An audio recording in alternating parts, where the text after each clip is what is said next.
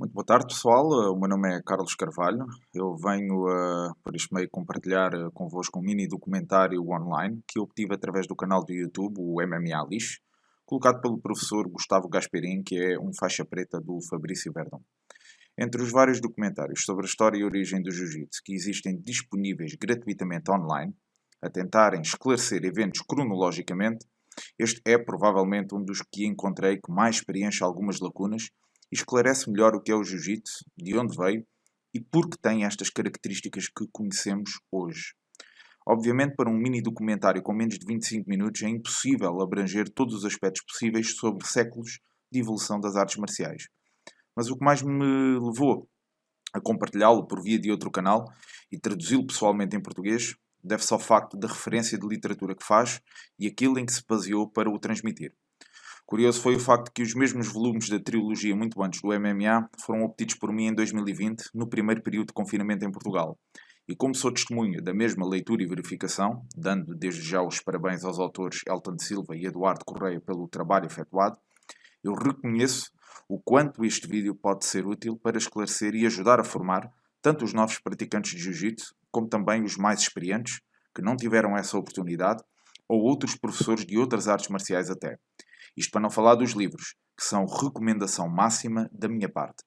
O que vão ver a seguir deve representar, de forma resumida, menos de 20% do conteúdo que esta coleção tem a divulgar, pois contém cerca de 800 páginas e muitos aspectos e referências ficam de parte, como por exemplo mais precursores, eventos e artes marciais no Brasil ou o peso da história da capoeira, por exemplo.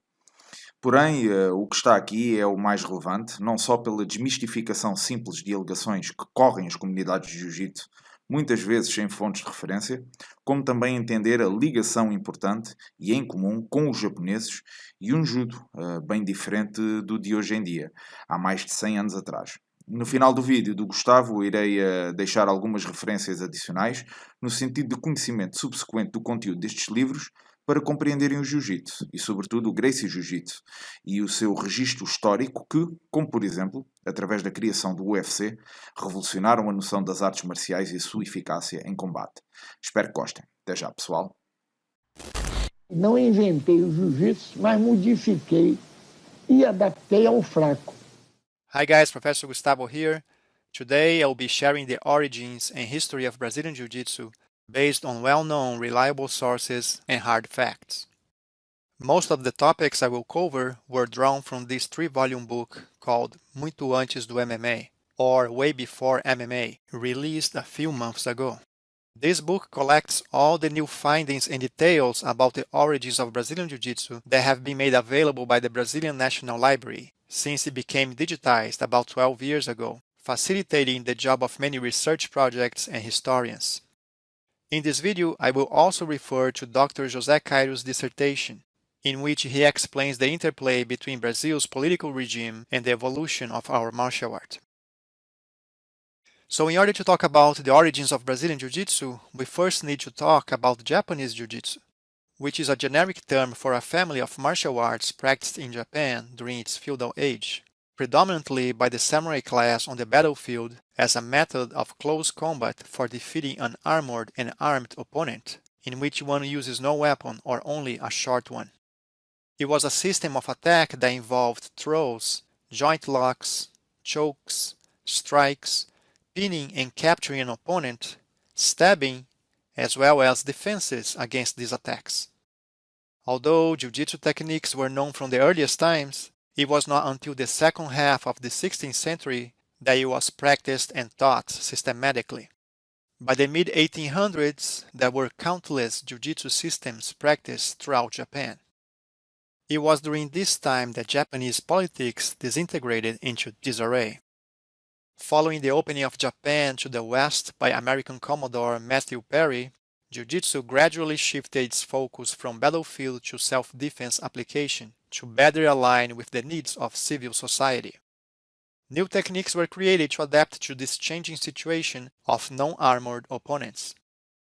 In 1868, the Tokugawa shogunate, which had ruled Japan for over 200 years, lost its power. The emperor was restored to his supreme position, and the decline of the samurai class started along with a rapid decline in all martial arts. Although the Japanese government did not officially ban martial arts, people were not encouraged to learn or practice them. Jiu-Jitsu had become unfashionable in an increasingly westernized Japan. It literally fell into disuse. What was once the glory of the samurai was now looked down on, and many well-established Jiu-Jitsu schools began to disappear. Many of those who had once taught the art had been forced out of teaching. The few who still kept their schools open were now issuing challenges to the public and to other jiu-jitsu masters of various styles in order to make a living and attract new students. The rivalry between the styles was immense, and the challenges were often violent and brutal, sometimes resulting in the death of one of the participants. For that reason, some rules were created and some dangerous techniques were not allowed in these challenges anymore.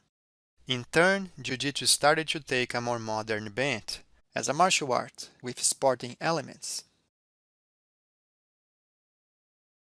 After mastering the teachings of two classical jiu-jitsu styles, as well as researching other styles and martial arts, in 1882, Jigoro Kano created an eclectic style of jiu-jitsu, characterized by an emphasis on throwing techniques.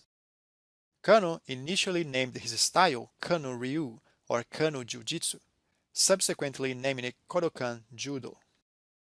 Integrating what he considered the positive elements of those styles with his own ideas and inspirations, and excluding some techniques that he considered dangerous or inefficient, he established a revised body of techniques and principles. The result was a new theoretical and technical system that Kano felt better matched the needs of modern people. The essence of his system is expressed in the axiom maximum efficiency, minimum effort, a concept he considered both a cornerstone of martial arts and a principle useful in many aspects of life. Practical application of this principle, he felt, could contribute to human and social development, including mutual prosperity for self and others, which he identified as the proper goal of training. What Kano had created transcended mere technique to embrace a set of principles for perfecting oneself. Kano believed that Jiu-Jitsu was insufficient to describe his art. Although Jutsu means art or system, it implies a method consisting of a collection of physical techniques. Accordingly, he changed the second character to Do, meaning way or path, which implies a more philosophical context than Jutsu. Thus, Kano renamed it Judo, a term that had already been used before within some specific Jiu-Jitsu styles. He named his dojo Kodokan, or a place to teach the path. In the following decades, marked by intense rivalry and exchange of knowledge and techniques with other jiu-jitsu schools, Kano enriched his art by incorporating advanced groundwork techniques. Kodokan Judo proved its effectiveness in Japanese territory, defeating most jiu-jitsu schools and inviting them to follow the Kodokan curriculum, which most of them did, helping to consolidate Kodokan in Japan. It was now time to export this new, modernized style of jiu-jitsu to the Western world. For several decades, the distinction between judo and jiu-jitsu was not clear even in Japan. During the late 19th and early 20th century, outside of Japan, the lack of differentiation between the terms judo and jiu-jitsu was compounded by a lack of consistency in transliteration and usage of the terms when transitioned from the Japanese language to Western languages. In addition, judo masters were not the only ones traveling to the West. Jiu-jitsu masters were also on a mission to export their art, often training and traveling together with their judo compatriots, as we can see in this video of judo master Takisaburo Tobari, demonstrating a series of techniques partnered by jiu-jitsu master Taro Miyake in Paris 1912. Jiu-jitsu became the new craze in the Western world, fueled by the victory of the Japanese military over the Russians in the 1904-05 Russo-Japanese War. The effectiveness of their martial art, especially the ability to defeat bigger and stronger opponents, was commonly associated with their victory in the war, where the smaller nation defeated the bigger one. Even President Ted Roosevelt became an avid Jiu-Jitsu student.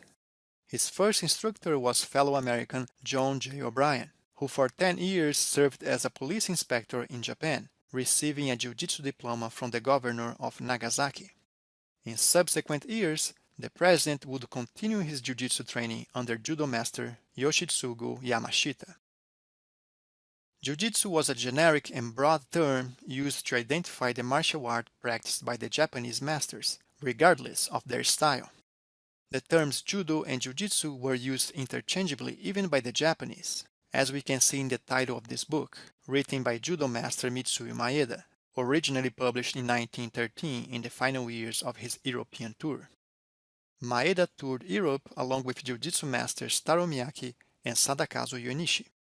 Uyunishi would join Maeda's troupe again in the following year, in Brazil.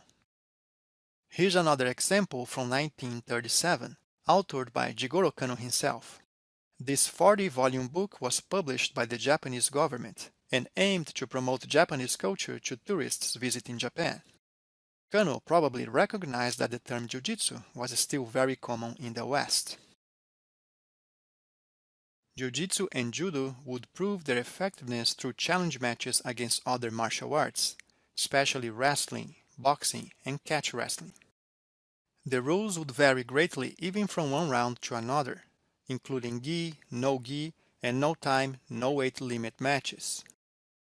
These challenge matches were extremely beneficial to the Japanese masters, helping them to further refine their martial arts skills.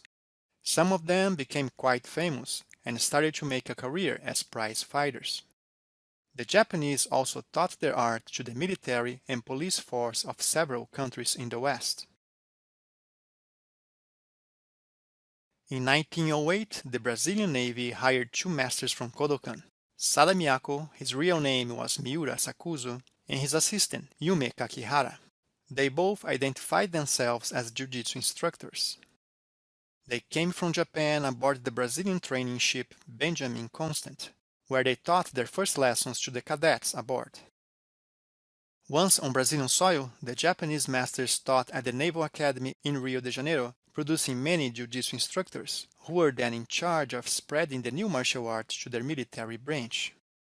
Sada Miyako also performed in challenge matches and public demonstrations. In one of those challenges, he faced capoeira master Francisco Siriaco. Capoeira is an Afro-Brazilian martial art developed over the centuries during the period of slavery in Brazil. The elitist Brazilian Navy faced hard criticism from nationalists who favored capoeira as the ideal self-defense system for the military. The crowd burst into cheers when Siriaco knocked out Miyako with a circular kick called rabo de arraia or stingray's tail. Siriaco was immediately elevated to celebrity status. Miyako kept teaching at the Navy for a few more years until the end of his contract. One of his students, Mario Aleixo, kept Miyako's legacy alive by mixing up the jiu-jitsu that he had learned with boxing and capoeira, creating a unique self-defense system which was taught in the Brazilian Army for almost a decade. In September of 1914, a troop of Japanese masters arrived in Brazil, led by Mitsuyo Maeda, also known as Conde Koma. Maeda was a very experienced martial artist. He had trained at Kodokan in Japan for 10 years and had then traveled the world spreading his art, along with other judo and jiu-jitsu masters for another decade before arriving in Brazil.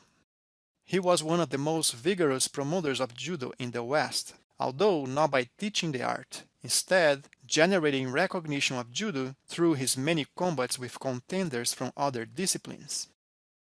Maeda's involvement with prize fighting, which was against the strict moral codes of Kodokan, may have troubled his relationship with it. This may explain why he and other Japanese professional fighters had their belt promotions slowed down enormously.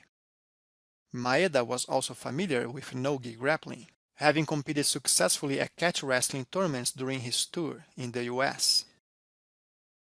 Maeda's troupe in Brazil consisted of 3 Kodokan judo masters, Satake, Shimizu, and Okura, in addition to jiu-jitsu master Sadakazu Yonishi, also known as raku or laku in Portuguese. They moved throughout the country teaching thousands of military cadets, giving demonstrations and accepting all challengers, settling in the Amazon region in 1916 during the start of the downturn of the rubber-based economy. In the beginning of that same year, two members of the troupe, Satake and Laku, were offering jiu-jitsu classes at the Alcazar Theater in the city of Manaus. Maeda was also teaching in Belém do Pará. Aware of the great success of the Japanese fighters in the Amazon region, a Scottish Brazilian entertainment entrepreneur named Gaston Gracie hired the troupe to perform challenge matches in his circus. Along with theaters and cinemas created to entertain the emerging middle class in the Amazon, circuses filled their tents by staging blood sports type of spectacles. It was around this time that Gaston's eldest son, Carlos Gracie, joined Maeda's dojo.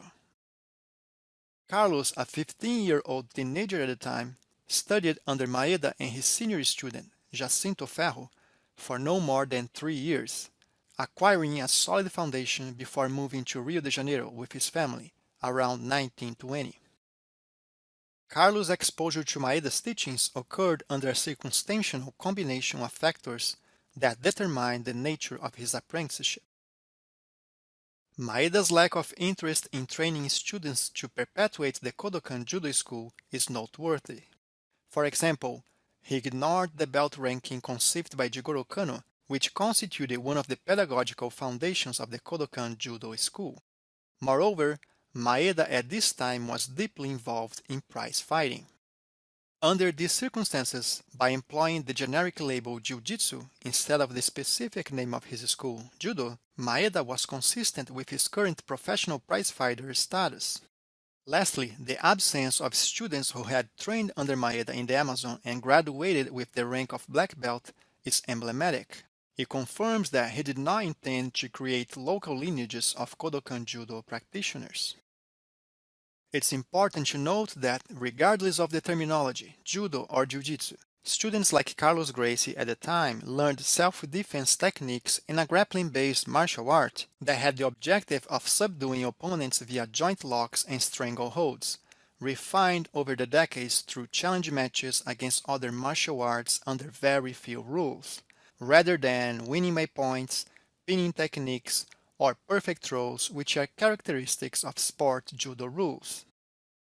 The circumstances surrounding the encounter between Mitsui Maeda and the Gracies had long-term consequences for jiu-jitsu practice in Brazil.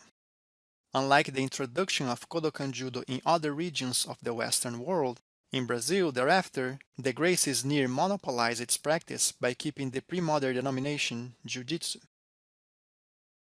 Maeda would retire from professional prize fighting in 1920, initiating his process of reconciliation with the Kodokan around the same time that Carlos Gracie moved to Rio de Janeiro.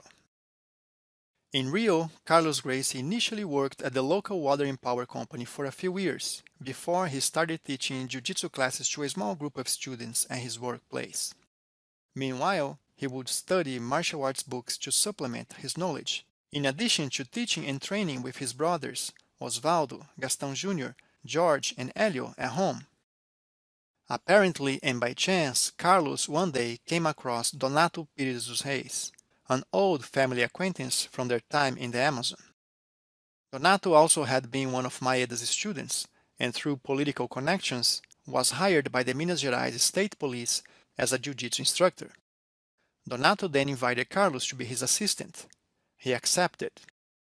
Carlos taught jiu-jitsu in Minas Gerais from 1928 to 1930, deciding to pursue his career as a professional fighter after that. Donato, who was also a successful amateur boxer, may have shared his knowledge with Carlos, helping him in preparation for his fighting career. His first two matches were against Japanese immigrant Gio Omori, a Kodokan black belt who was also very experienced in catch wrestling, which he had learned during his stay in the US. Both matches ended in a draw, and Carlos and Omori became great friends. Omori is considered as one of the most important contributors to the refinement of Carlos' grappling techniques after he left Maeda's dojo. Also, Omori trained hundreds, if not thousands, of Brazilian students, blending his lineage with other masters' lineages, helping in the creation of what would be later known as Brazilian Jiu-Jitsu. Carlos became quite famous after his matches against Omori, prompting his old friend Donato Pires dos Reis to open a jiu-jitsu school in Rio de Janeiro, named Academy of Jiu-Jitsu in 1930. Donato hired Carlos as an instructor and his brother, George, as an assistant instructor.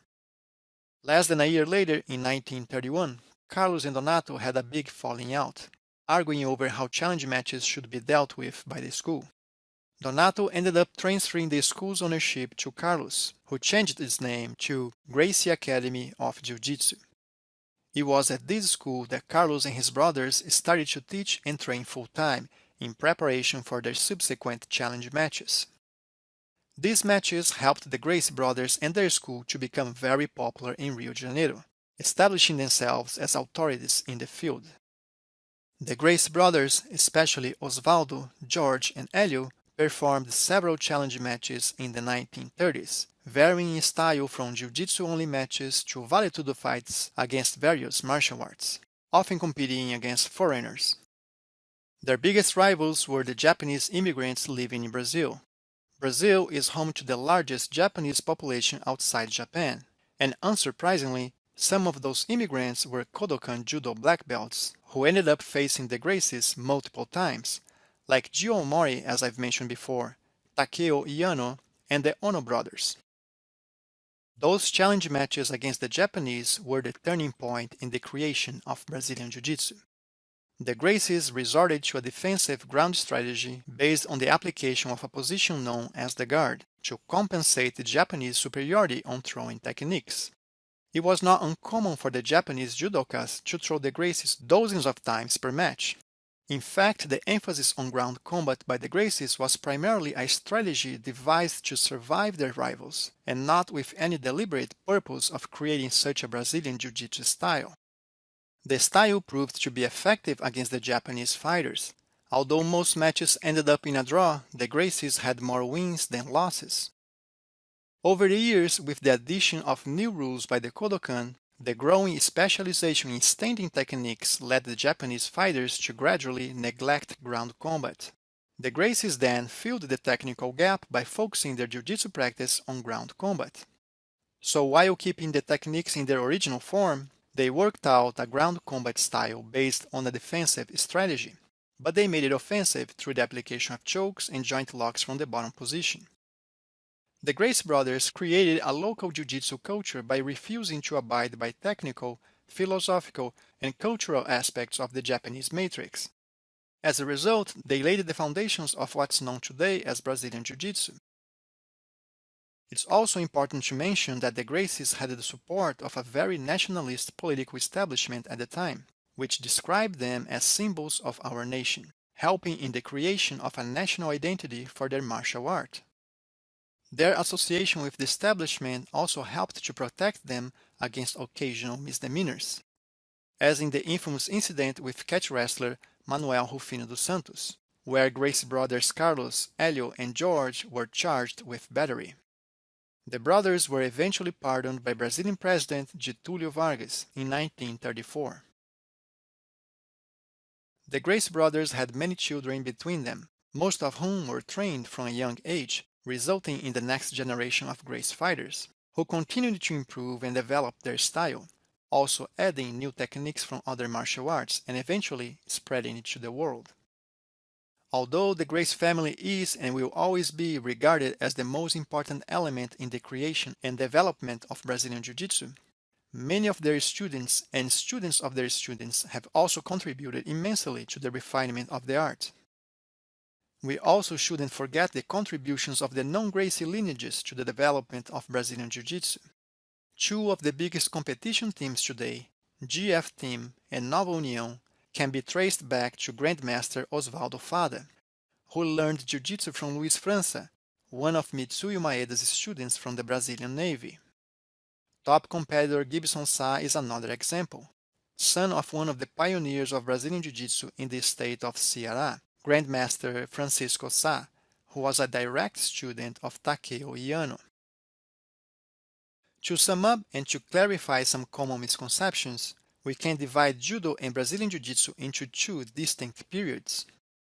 Judo before and after the Second World War, and Brazilian Jiu-Jitsu before and after the creation of the Brazilian Jiu-Jitsu Confederation in 1994. The Judo that was introduced into Brazil and into many other Western countries, commonly referred to Jiu-Jitsu at the time even by the Japanese, was mainly a grappling and wrestling-based combat sport with very few restrictions or rules, developed in challenge matches against other martial arts, and offering self-defense techniques against strikes and weapons. That's what the Brazilians learned, modified according to their preferences, and stuck to, despite the gradual changes and restrictions imposed on Judo by the Kodokan over the years, especially after the World War II, with the intention of turning Judo into an Olympic sport, which finally happened in 1964. Kodokan Judo still has its self-defense techniques against strikes and weapons, but is mostly practiced as kata, a prearranged pattern of attack and defense. Brazilian Jiu-Jitsu suffered a similar fate to that of Judo, with the creation of the Brazilian Jiu-Jitsu Confederation in 1994, which organized and heavily promoted Brazilian Jiu-Jitsu as a sport, contributing tremendously to new technical advancements and to the popularity of the art, but neglecting its self-defense aspect. Many generations of Brazilian Jiu-Jitsu practitioners learned only the sport element of the art. The main difference is that the Brazilian Jiu-Jitsu Confederation is not an official governing body of the art. It only governs the rules of their own tournaments. So Brazilian Jiu-Jitsu schools nowadays vary widely in terms of instruction, from self-defense based to sport-based and anything in between. Now, that's not to say that Judo and Brazilian Jiu-Jitsu practitioners who specialize in their respective sports will not have the ability to defend themselves in a real fight or self-defense situation. They more than likely will, but the training methodology and selection of techniques have differing focuses. Ok, meus amigos, espero que este mini documentário tenha sido útil para vocês e que tenham gostado. Agora gostaria de deixar mais algumas referências, não todas as que possuo, mas as mais importantes para aqueles que pretendem adicionar e alargar o seu conhecimento no Jiu-Jitsu e, principalmente, virado para a formação dos alunos da minha escola. Comecemos pelo clássico do grande mestre Hélio Gracie, o livro à esquerda. Passa essencialmente pela influência ao longo das décadas, com episódios mais marcantes, colocados por Hélio e Rorian Gracie, seguindo o completo programa de defesa pessoal do Gracie Jiu-Jitsu, que não só faz parte da metodologia de ensino da minha escola, como também pode servir para refinamento técnico de qualquer praticante nesse sentido. Ao centro temos Brazilian Jiu-Jitsu, Teoria e Técnica, pelo Renzo Gracie e o Royler. Um livro de 2001, muito bom, com prefácio também do Kit Perigro e o grande John Danaher, com análise sobre os problemas fundamentais das artes marciais e a corrente revolução com o MMA, o Jiu-Jitsu e o sucesso em geral. Passam depois também pela parte histórica, desde o Japão até aos tempos modernos. Passam pela metodologia de treino e ensino, com referências às diferentes fases consoante graduações, e a seguir a parte técnica, no seguimento da análise anterior, com algumas das mesmas técnicas do livro anterior do Hélio Gracie, mais outras variantes das mesmas e novas adições simples do Jiu-Jitsu esportivo, por exemplo. Em terceiro, temos o Total MMA de Jonathan Stondent, Inside Ultimate Fighting, dentro do UFC. Jonathan juntou-se ao exército dos Estados Unidos, praticou lá no programa do Gracie Combatives e apaixonou-se pelo UFC. Autor também de outros livros, ele aqui passa e descreve os elementos históricos mais importantes para a criação e crescimento do UFC, passando também pelo Pride e os mais emblemáticos combates das artes marciais que geraram o mundo de hoje, essencialmente terminando ali as observações do livro entre o período de 2000 e 2010. Para finalizar, deixo convosco as últimas referências que talvez sejam de mais fácil acesso online e de melhor entretenimento, não é? Nada é mais empolgante para um praticante de jiu-jitsu ou amante das artes marciais ver a sua arte a ser representada ao mais alto nível durante décadas que tanto deram que falar. Então, na lista de cima, vocês têm aqui referências de documentários na linha de tudo o que já foi referido anteriormente e com a especificidade também. O percurso do Royce Gracie no MMA, a família Gracie e as suas conquistas e divisões, choke de Rickson Gracie quando passou pelo Japão e o famoso Gracie in Action com vídeos do famoso Gracie Challenge, a cultura da família que vencia desafios e conquistou a admiração de quem mais tarde iria ajudar na criação do UFC. Na linha de baixo ficam exemplares das primeiras edições do UFC e do Pride, sendo que aqui a seleção é muito mais extensa e contínua, pelo que deixo apenas alguns exemplos que são objetos de estudo e pura e simplesmente imperdíveis para os amantes de lutas e do seu desenvolvimento. E é assim, eu espero que tenham gostado de tudo o que foi partilhado. Estou disponível para qualquer assunto ou mensagem em privado. Os melhores cumprimentos a todos. Boa tarde, pessoal.